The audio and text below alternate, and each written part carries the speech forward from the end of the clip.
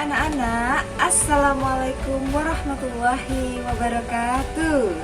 Jumpa lagi dengan Bu Endar di sini pada pembelajaran dari hari ini. Anak-anak, gimana kabarnya?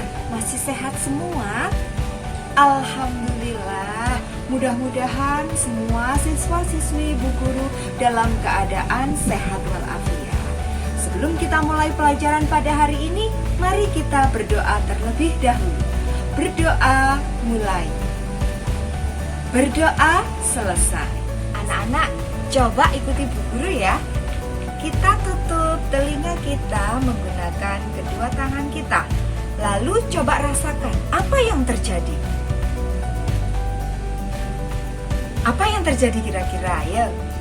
Iya benar, kita tidak akan mampu mendengar bunyi apapun yang ada di luar. Kenapa kira-kira ya?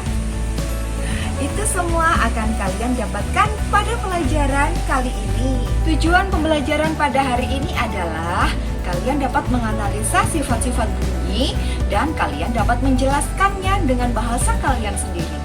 Kalian juga akan melakukan percobaan dan berlatih untuk menyajikan ke dalam sebuah laporan.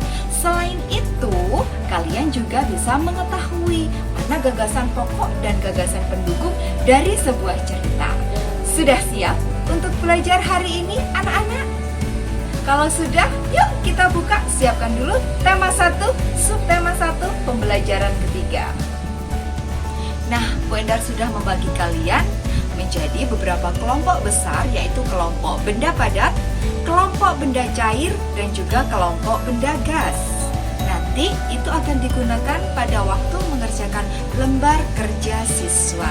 Sebelumnya, Bu Endar punya materi di sini. Agar kalian lebih mengerti dan memahami, silahkan simak video berikut ini. Anak-anak, kita akan belajar tema 1, subtema 1, pembelajaran ketiga. Bunyi adalah suatu gelombang yang dihasilkan oleh benda yang bergetar. Contohnya, ketika kita memukul meja akan menimbulkan getaran yang menghasilkan bunyi. Begitu pula dengan senar gitar yang dipetik, dan lain-lain. Sifat-sifat bunyi adalah yang pertama, bunyi dapat merambat melalui perantara atau media, yang nanti akan kalian pelajari setelah ini. Yang kedua, bunyi dapat dipantulkan. Contohnya, apabila bunyi mengenai permukaan benda yang keras seperti dinding batu, semen, besi, kaca, dan seng, maka suara kita akan memantul dan terdengar lebih keras. Nah, yang ketiga, bunyi dapat dibiaskan. Contohnya, suara petir terdengar lebih keras di malam hari karena suhu udara bawah lebih dingin daripada suhu udara atas. Benda yang menghasilkan bunyi disebut sumber bunyi. Contohnya, gitar yang dipetik, drum yang dipukul, biola yang digesek, peluit yang ditiup, dan masih banyak yang lainnya. Sumber bunyi baik dari meja yang dipukul, senar gitar yang dipetik, drum yang dipukul akan menghasilkan suatu getaran. Getaran tersebut membutuhkan media perantara. Media perantaranya antara lain benda padat, benda gas maupun benda cair.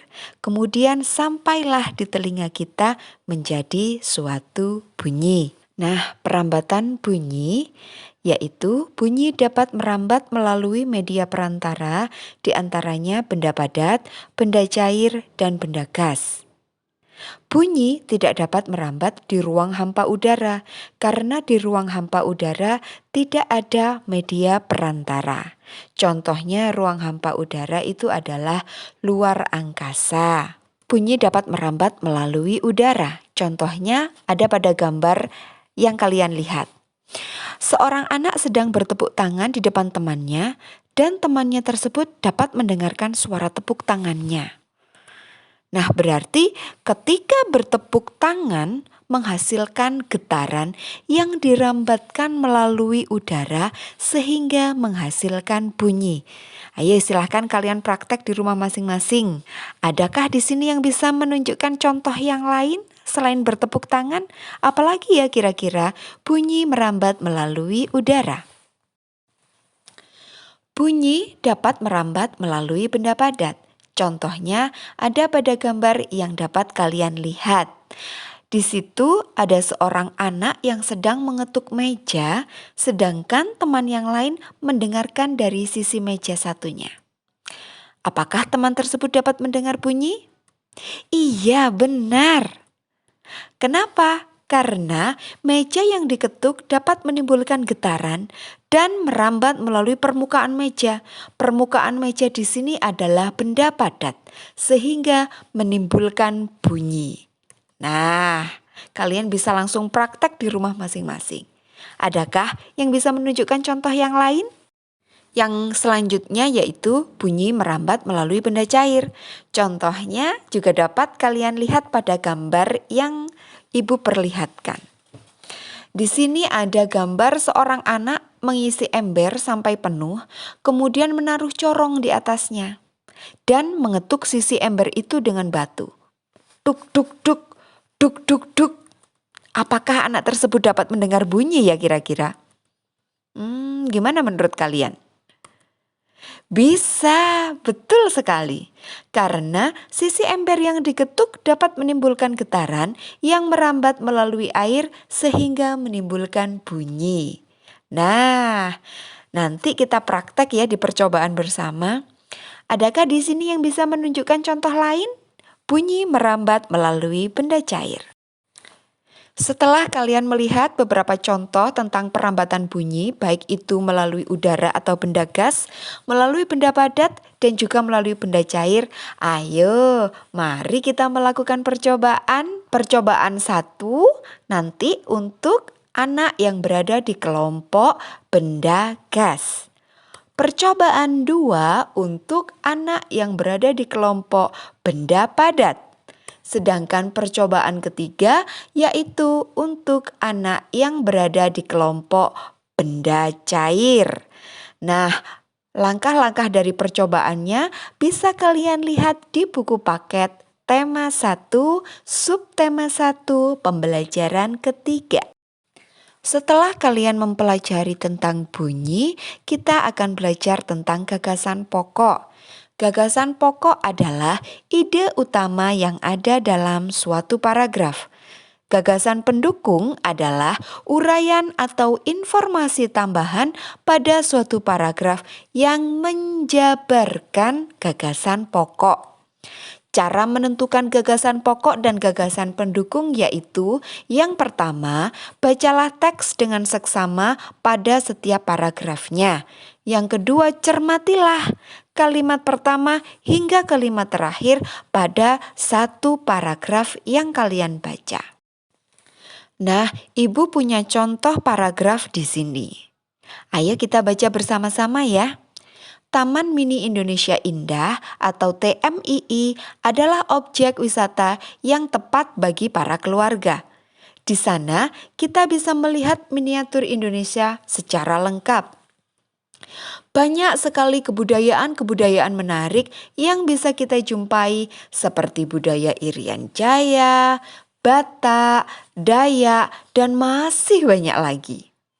Kita bisa berkeliling, menikmati pemandangan di sekitar taman sekaligus belajar tentang Indonesia.